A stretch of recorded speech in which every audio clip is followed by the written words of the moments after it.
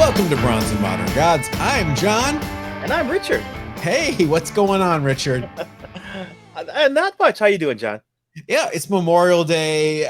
I was debating taking the week off, but, then I got bored. No rest for the wicked. Yes, my boredom is your benefit, people.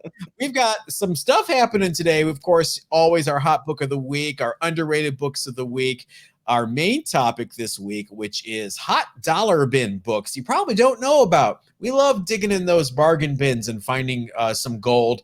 We're going to give you some direction here, and hopefully you can score as well. But first, if you have not been following us on Facebook and Instagram, we beseech thee, please do so. And subscribe, hit like, and hit that notification bell so you know when our bonus episodes go live, including the new Instagram Market Watch with Elite_Comics11. That's going to be a regular feature of the bonus episodes.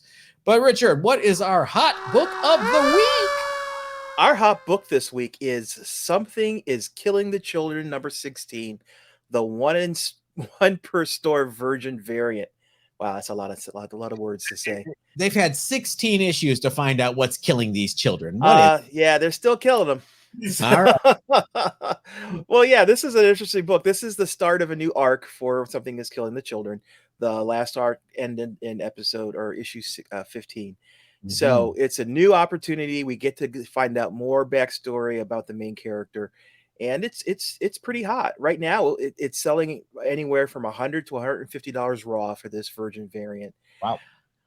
Yeah, be careful with these one per stores though. They are super hot and then they are super not. I can tell you from my experience. Yeah, I was in the middle of the shutdown last year. I was going to the comic book store at 10 a.m. right when they opened and trying to grab those one per stores. And, there were some successes there. But one example from my personal experience is that Miles Morales number 18, the one per store birthday variant. I went driving around. I got like 3 of them from 3 different stores. Mm-hmm. Then I was able to flip them pretty quickly. I got them slabbed 9.8 and sold them for like, $75, $100. But right now they're down to $25 or less. Yeah. You get a near mint one on eBay for $25. And those various King and Black one per stores, I grabbed those. I can't get rid of them. They're sitting. But the Batman ones seem to be doing okay. Yeah, it varies. The first punchline in Harley Quinn number 1, one per store is what he's talking about. But, we've also seen Champions number 1 had a one per store variant that did pretty well when it first came out. And it has been pretty tepid of all the different variants. It just seems to be just like store variants. It's tough to break through with a one per store unless there's something really compelling about the book. Even Peach Momoko was like guaranteed money, at that beginning of all that stuff. And now even she's kind of cooled off. I think it's just too much, too much, including too much Peach. Yeah, I think Peach, more power to her. She's taken advantage of the opportunity that was given to her. But, one of the things that's really, really important about books is uniqueness and rarity. And when you have Peach putting out 5 different books every week, it's difficult to hold that kind of rarity in that sentiment. Yeah, I think when she signed as a Marvel exclusive, the thought was, okay, this will slow it down a bit. She's not working for several different companies. Quite the opposite. Marvel's like cracking the whip. She's like in a, in some assembly line doing these, X-Men Demon Days, and there's this cover. Pete. Yeah, you heard that Warner Brothers assembly line music in the background as she's cranking out the titles. All right, let's move on to our main topic this week, hot dollar bin books you probably don't know about. We're just going to go through some that we've discovered ourselves while going through bargain bins and then looking them up on eBay or other sites and being like, wow, that's worth that much. So hopefully we'll tip you off and you can go do some digging yourself and come up with a few nuggets here. I can kick us off with a one that just blew me away. I had no idea this book was catching fire, and that is Dragonlance number 1. Richard, you played AD&D. Yeah. Yeah, I am not surprised at all by this book. We have nostalgia from all these other sources, from Mutant Ninja Turtles, from Transformers, GI Joe. Why not have the geeks get their chance to get that kind of nostalgia? And that's what Dragonlance really gives you. In case you don't know, in 1988, TSR, the gaming company behind Advanced Dungeons and Dragons, struck a deal with DC to create comic books based on those role-playing games, including there's a comic book called Advanced Dungeons and Dragons, and this property, Dragonlance, which was kind of a spin-off of the AD&D universe. This line was pretty successful. It ran for almost 3 years for a licensed property, not too shabby. Mhm. And the authors of the original Dragonlance novels were suing the current rights holders, Wizards of the North Coast. There you go, Richard. Yeah. Yeah. But apparently that lawsuit's been resolved, which has opened the gates for new novels that are coming Mhm. for Dragonlance, new game modules, get those 20-sided die polished up. Let's go. And plenty of movie rumors around Dragonlance. So as a result, raw copies of this book, the direct version, are selling for about $25 or more. But the newsstand edition, which there is a newsstand of this book, is going for $40 and up. So Dragonlance, I bet you, a bunch of LCSs have these, and the other titles, Spellbinder, I think was one of them, and Advanced Dungeons and Dragons, the title. Start looking for those, because even like the common issues later in the run do okay. Yeah, I know these are in long boxes, and a lot of the books on this list, I regret not picking up when I saw them back. But yeah, this one is definitely a dollar bin book. Pick them out if you can find them, because right now D&D is a hot property. Regrets, I've had a few. Why don't you tell me about another one, Richard? Another book is Long Shot Number One, back from 1985. This is the first of a 6-issue miniseries or limited series that Marvel put out about Longshot. Really popular character that later becomes one of the X-Men, and has been featured in a variety of books over the years. This is his first appearance. This book has a great cover by the famous Art Adams. Art Adams is one of my favorite artists. Me So this too. is his first appearance, and the first appearance of Spiral, when one of his nemesis. This book, you can for a long time, I was finding these books in long boxes. You find people selling a set of 6 of them, all 1 through 6, for $10, $20. It never was really an expensive book when I was collecting a number of years ago. Went and out of nostalgia, bought a 9.81 number one for it was a couple $100 at the time. Now, if you go on eBay, you see that same number one being people are asking anywhere from $800 to $1,200 for this book. Yikes. Yeah, there's even a Canadian price variant that someone is asking over $8,000 for. Good luck. So why the popularity? I think it has to do something with people thinking that Mojo, which is one of the villains from the series, is going to end up in the MCU as a part of the multiverse of madness. If that happens, yeah, this series could actually could increase in value tremendously. It's a good book. It's a good read. 6 issues. It's a little out there for your average Marvel book, but definitely, if you have an opportunity to pick it up, even just to read, I think this is a good book. Yeah, I think the only thing that's holding Longshot back is his appearance. He looks so 1980s. I know. He looks like he stepped right out of a Kaja Gugu video. What's up? What's up, all? Shout out to Lamal. He looks like a blonde Richard Marx, if you ask me. Got the mullet. He's got the spiky hair, the leather suit.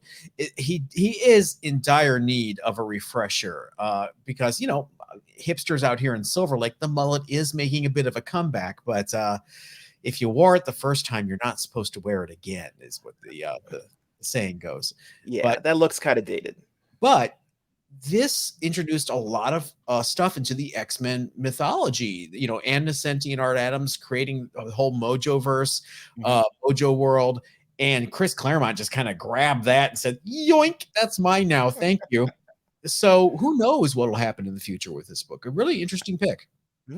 And what do you have up next? Well, it's the one that is just completely flown under the radar. I'm kind of shocked. I'm going to put it out there now, and then I'm going to watch and see what happens on eBay after this episode because I just don't think people know about this. It's a book called Tales of the Marvel Universe #1, and this was a little one shot that came out in 1997, and it features little all new preview stories about Marvel's post Onslaught books. Now, you know about Onslaught in 1997 and 96, and they're all in Heroes Reborn. The Image guys are handling the big guns. So what's happening in the Marvel universe outside of that? Well, they're going to launch a whole bunch of new books, including Kazar. And a little book called The Thunderbolts. This book contains the very first Thunderbolts solo story. It's not Thunderbolts #1. It's here in Tales of the Marvel Universe. It also includes a very cool Doctor Doom solo story. So, Richard, you got to get a copy of this. In fact, this Thunderbolt story that's in this issue directly continues into Thunderbolts #1. Now, there's huge potential for this book if Thunderbolts ever comes to the MCU, because again, no one seems to know about this book. It's still very affordable on eBay for about $5 for a near Yeah. movie. So grab one. Just go right now. Pause. We'll wait. Yeah, you pointed this out to me earlier today, and I went and looked at eBay, and I was just surprised at how affordable this book is. Is this going to be one of those books that after a trailer drops, it's going to, the price is going to multiply by 10 overnight? Well, you see how Incredible Hulk 449 has blown up Mhm. because of the first Thunderbolts. Thunderbolts #1 is gaining traction, but this little weird in between story just seems to have slipped under the radar. So go get one, Richard. I saw this on your list and I was like, "What are you talking about?" So explain. Okay. My next pick is Dark Knight Returns #1 from 1986. This is Frank Miller's magnum opus. It is the storyline that redefined Batman as a character. I picked this one because this book has an interesting price history. When I first got back into comics, I was looking at the books that I wanted to collect from when I used to read them. I have a Dark Knight Returns #1. It's a little raggedy because it got read. It was a great story, Yeah. and it got read a lot. And you know what? The Dark Knight #1s were $30, $40, and you could pick them up pretty easily. And so I never really got around to actually getting a slabbed one because I always, it was one of those books I figured, oh, it's going to be affordable. Whenever I get around to it, I'll pick up one. And it's an amazing book. It's got the most iconic fight between Batman and Superman. It's got Batman with a female Robin. It's got an old and infirm Batman trying to cope with a world that has advanced, beyond him. It's awesome. But you know what? So, like I said, I thought the prices were something that were reasonable, and then recently, I've been looking at prices for 9.8s for this thing, and it's unbelievable. 9.6s are going for about $420, but 9.8s are going for up to $2,400. It is this massive hockey stick of prices. It's unbelievable. It's So, it's a square bound book that everybody had to read. yes, When that came out, you remember when it came out, the first printing was impossible. No one yeah. ordered enough. DC immediately, they never reprinted books back then. It was really kind of one of the first books that DC went back to print on. And not only that, those first prints, everybody read them, or when you bought them, you wanted to crack it open so you could see if it was a first print. Mhm. So, Yeah. 9 Yeah. nights are tough.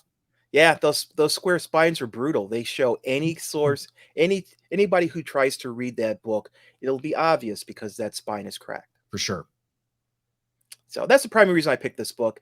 I you could still find it inexpensively, and do if you have not read the Knight saga, it is important that you do because it's kind of the foundation for Batman moving forward. And a lot of the Batman movies as well moving forward from this date are based on Frank Miller's vision for Batman. Oh yeah, 100%, no doubt.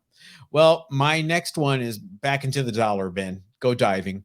We might find it. May not be $1. Maybe it'll be $3 where I found it for $3. G.I. Joe number 52. What is this? Well, it's a classic Mike Zeck cover, more from him later, with Storm Shadow and Quick Kick is his name. Hey, it was a kid's book. Okay, come on. There are just 19 9.8s of this book on the CGC census. If you can find a real nice crispy copy, the last two 9.8s sold on eBay for $361 in March and $482 just this last month in May. Not bad for a $3 book. Right. There is a second print of this book as well. And this, I just picked this out. There's so many examples like this in that G.I. Joe run between issue 30 and 60 that are just fetching big money in 9.8 that just nobody seems to have picked up on yet. So I'm sounding the alarm. Go look for those G.I. Joes because you might be surprised what you get out of it. Is it just because of low print run or this because of survivability? What do you think is driving the prices there? Combo. I think again, it was a book for kids. You know, you may love it now as an adult, but you have to admit it was for kids. It was a licensed property, you know, obviously not as collectible as the superhero core titles of the time. Mm-hmm. And it just I find the iconic covers and first appearances are what people are really honing in on. So some of those great Michael Golden covers from this run, the Mike Zeck covers, the first appearances of some of the major villains or characters. I don't see anybody going really crazy for the Frank Springer covers, for example.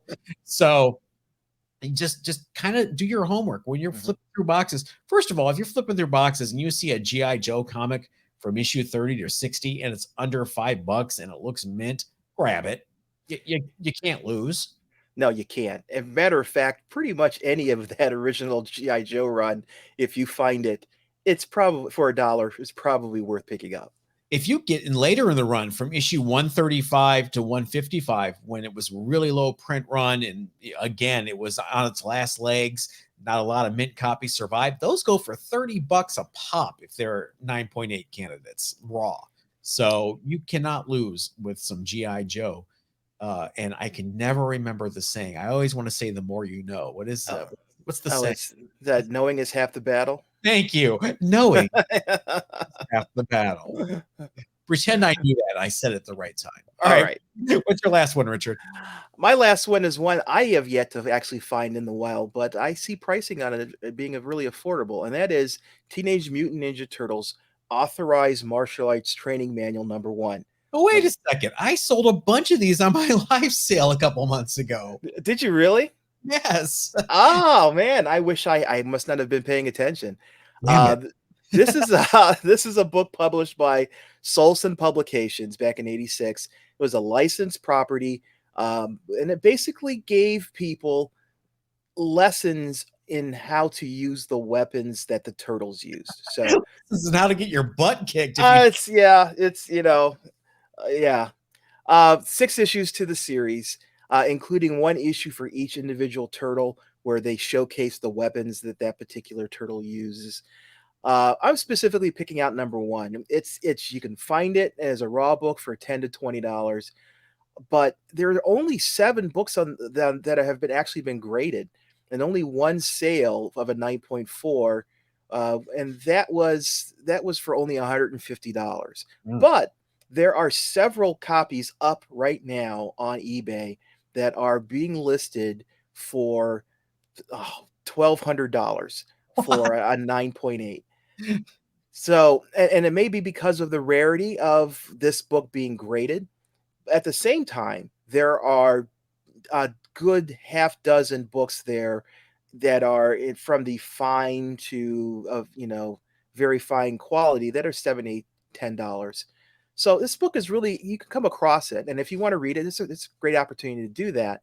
But getting that 9.8, getting those high grades are what you're really looking for. Yeah. Again, I can see why. It was a Solson publication.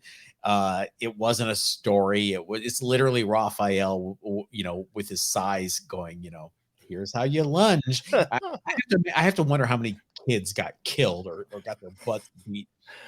Here's a one piece of advice: do not use this as a real training manual for martial arts. I bet you 9.8s are seriously scarce, because I used to see these at quarter boxes, 50 boxes for years and years. So I can get it. I don't think anybody's getting a bite on 1200 and 9.8, but you can list anything for anything.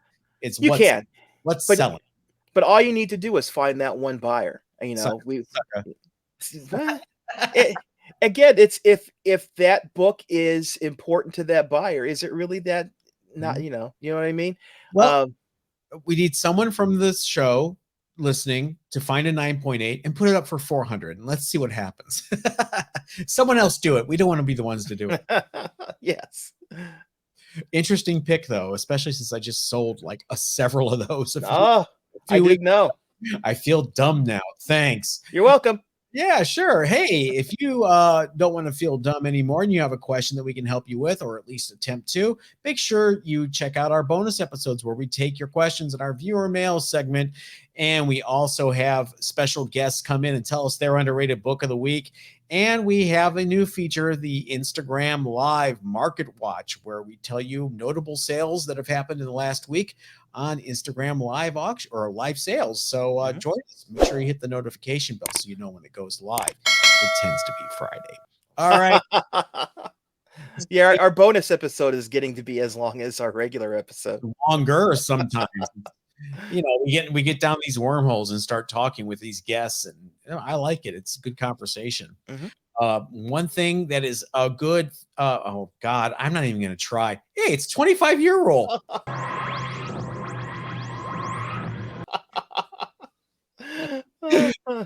I want to put a direct disapology to one person in particular that watches the show every week. Dean the Barbarian, you are to provide me with segues.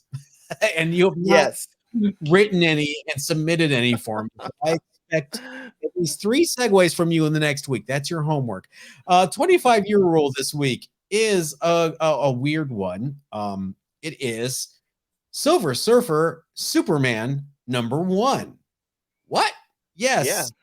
During this whole golden age of the intercompany crossovers between Marvel and DC, this came out, and on paper this sounds amazing. Silver Surfer and Superman together, a stellar creative team of George Perez writing and Ron Lim drawing. George Perez was currently writing Silver Surfer at that time. He has history with Superman, drawing him when he was at DC. Ron Lim had been with the Silver Surfer since the relaunch after a run with Marshall Rogers. So who do these two cosmic-powered heavyweights go up against? You guessed it, Mr. Mxyzptlk and the Impossible Man. Oh, my God. If you guessed Thanos and Darkseid, shame on you. You should know better. Why give the fans what they want? Give them something goofy. Give them lighthearted fun. I'm not sure lighthearted fun was the way to go with this team up, but there you go. What a wasted opportunity. Well, there are 35 9.8s on the census. A 9.8 sold for $150 this month. You can find this book very easily. I'm not sure why, with this stellar storyline. I love George Perez. I don't get it. Was this an editorial edict that you couldn't use the two Silver Surfer and Superman? Who are your villains going to be? Yeah, like you said, Darkseid. Yeah, Thanos. Yeah. Okay, you don't want to use Darkseid. Fine, use Mongol, who was the other Darkseid ripoff from Jim Starlin that fought Superman. There are so many Darkseid. You want to see Darkseid versus the Darkseid ripoff from Marvel, Thanos, right? Why, guys? Why would you do this? Why? Could you imagine how epic that book would be? Oh my gosh, I just don't understand. If you know, if you worked there at the time, you know what was going on. Let us know, because this one just kills me. I have a feeling it had to have been some directive that they had, or maybe there's some limited to the licenses, to the trademarks that they could use, because Who George Perez is a cares? better writer than that. Who cares? You're George Perez. You put your foot down and say, I'm not doing this. Or maybe it was all his wacky idea. Who knows? Maybe he's like, this is the expectation. I'm going to subvert the expectations and deliver a fun comic book. Oh, that sounds terrible. Boo. Why not throw Batmite in there while you're at it? Right. I make it an Elseworlds book. I don't know. But I guess people were clamoring for the Impossible Man and Mxyzptlk to mix it up. So here you go. Here's the book for you. What was his name again? Mxyzptlk. I rarely hear people actually pronounce that name. Why don't you say it backwards and let's see if you disappear? Oh, no, please, no. Don't want to curse it. Back to your own dimension. All right, time for our underrated books of the week. Richard, you take it away. My underrated book is Miles Morales, Spider-Man number 8 from 2019. This is the first appearance of the Assessor. Mainly, though, the reason why I picked this book is because of the striking cover. It is a cover by Patrick O'Keefe. It's Miles. It's a portrait of Miles standing there with a hoodie on, and it it pulls your eye. I've really been drawn to certain covers recently, as my last pick of the week was with Wonder Woman. This book really just speaks to me as an African American and a Spider-Man fan.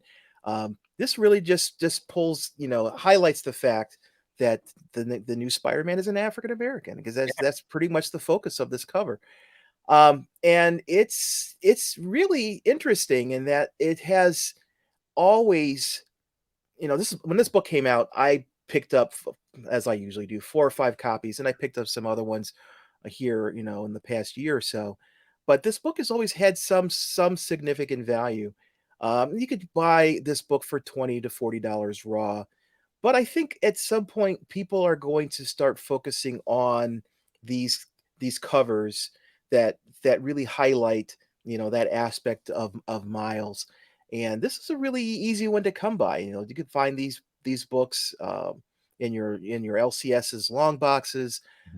It really doesn't. I mean, the Assessor is an interesting character, but it's not something that I would really spec on for him. You said the first appearance of the Assessor, and I'm like, what? Did he come over and give him the value of his property? And I'm sorry, but you built your garage 1 foot over the property line. Sorry, Miles. Are going up this year. And I have one more joke for this book. How much Morales? Miles of Morales. Okay, we had to get that out of the way. Go ahead. Yeah, but no, this is a great book. It's easy to pick up, a 9.8. It's easy to pick up the raws. Be like me and pick up a few raws, especially if you can come across them cheap, because I have a feeling at some point we're going to see a rise in value of these kinds of books for Miles fans. Oh yeah, we see it already. I mean, there's the hip hop variants. There is that cover where he's on the ground with the police officer over him. Yeah, I mean, so many iconic covers in this run that's only been 2 years old now. So I don't think you can lose with some of these classic Miles covers. So good one. Mine is a classic cover too. It's going back a bit to the Copper Age. And that is Captain America number 275. Beautiful classic Mike Zeck cover. And he had so many iconic covers in this run where there's just no cover copy. It's just a really cool image of Cap that takes up the entire space. Beautiful stuff. Yeah. This issue is also significant in that his girlfriend at the time, Bernie Rosenthal, discovers that Cap is Steve Rogers. This is why I liked Bernie Rosenthal. She was a smart cookie. She was a lawyer. She wasn't stupid. She looked at him and went, "Oh, that's Steve." He put his mask on. She figured it out pretty quick. So points to Bernie Rosenthal. But beyond that, it's also the first appearance of the new Baron Zemo. The guy from Falcon and Winter Soldier, Helmut Zemo, first appeared in Cap 168 as the Phoenix, not that Phoenix. but he was Baron Zemo's son. He dies, in air quotes, at the end of that issue, but he comes back here full-fledged as the new Baron Zemo. This whole run, the JMD Matias, Mike Zeck run of Cap is just so underrated. It's got really great stories. And it's finally, with all the Falcon and Winter Soldier and the other properties, Cap-related properties on the TV and movies, picking parts out of this run, it's a time to get this run while you still can, because it may be out of reach very soon. Yeah, all things Cap are heating up. I can't wait to see what they actually do with the new Captain America. I love it because, being my favorite hero, I've lived through decades of Cap being a dump title, in the dollar bins. And, no one ever gave a crap about back issues of Cap, with some very, very few exceptions. And now I just see things like Flag Smasher being hot, or, Ultimatum. I'm like, oh, wow. I'm glad I have them, but it's really cool. So check it out. And that's going to do it for us this week. Richard, where can people find us? People can find us on Facebook and Instagram at Bronze and Modern Gods, or they could go over to the website, bronzeandmoderngods.com. Updated, by the way. Excellent. Hey, if you like this, please subscribe. Please give us a like. Please hit the notification bell so you know when the bonus episode goes live. And that's when we'll see you next. Have a great week. Yeah, everybody stay safe.